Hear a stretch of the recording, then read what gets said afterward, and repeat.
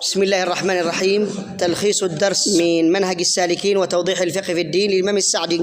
العادة عند العلماء أن يبدأون بكتاب الطهارة ثم يبدأون بباب المياه، لأن الطهارة كما مر معنا الأصل أن تكون بالماء. ثم ذكر المصنف حديث ابن عمر: بني الإسلام على 5، لأن هذا الحديث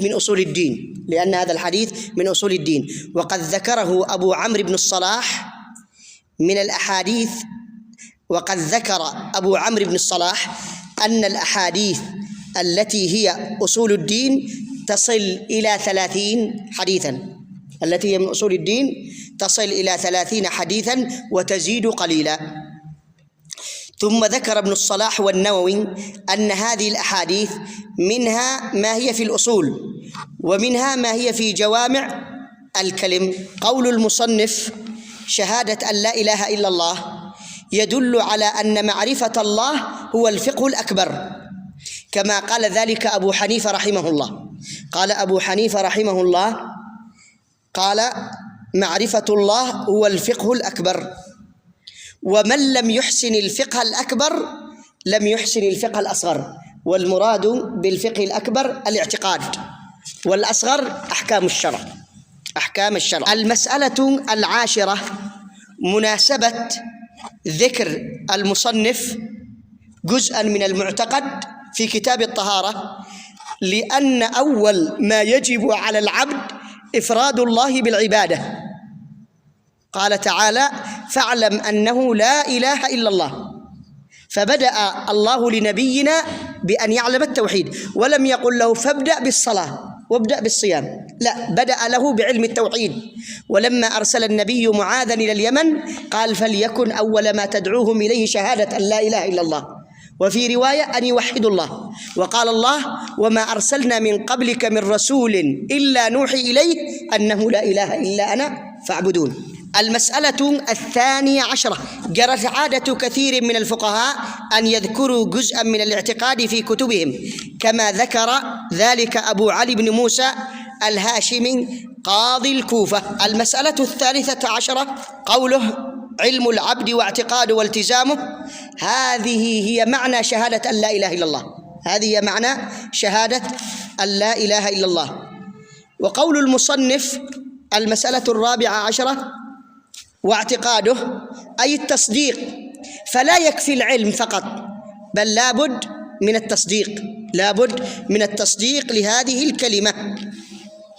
المسألة 15: أجمع أهل السنة قاطبة أن الإيمان يزيد وينقص بالطاعة وبالعلم والجهل، فيزيد الإيمان والطاعة بالعلم وينقص بالجهل.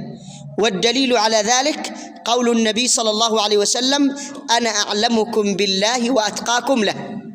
وقال الله: إنما يخشى الله من عباده العلماء. المسألة 16: الالتزام. ومعنى الالتزام بالتوحيد حتى لا يأتي بناقض من نواقض التوحيد. وذكر المصنف المسألة 17: ذكر المصنف توحيد الألوهية، لأنه يستلزم توحيد الربوبية. فمن عبد الله علم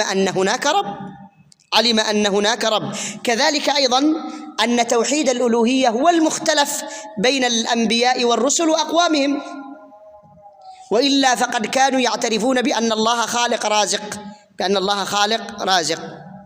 والخلاصة أن من أراد أن يعبد الله فلا بد أن يخلص العمل له وأن يفرده بالعبادة. الخلاصة من الكلام أن العبد إذا أراد أن يعبد الله في أي عبادة يخلص العمل لله ويفرده بالعبادة.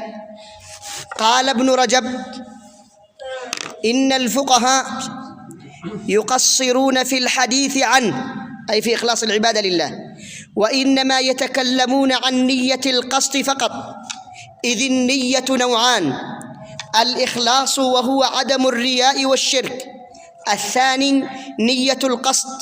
قال: والفقهاء يتكلمون عن الثاني ويهملون الأول، ولهذا ينبغي لطالب العلم أن يعتني بقلبه إخلاصا لله ومحبة له وتعلقا به وتوكلا على الله. سأختصر فإذا كان هذا العلم يزيدك خشية لله وتعلقا بالله وصدقا وتوكلا عليه فهذا هو العلم. فإن كان بالعكس فهو العلم الضار عليك، فهو العلم الضار. ولهذا كان الرسول يستعيذ بالله من علم لا ينفع، كان النبي يستعيذ بالله من علم لا ينفع. وإذا تعلمت اختبر نفسك في أمرين: الأول هل زاد قلبك تعلقا بالله؟ الثاني هل زاد قلبك إيمانا بالله؟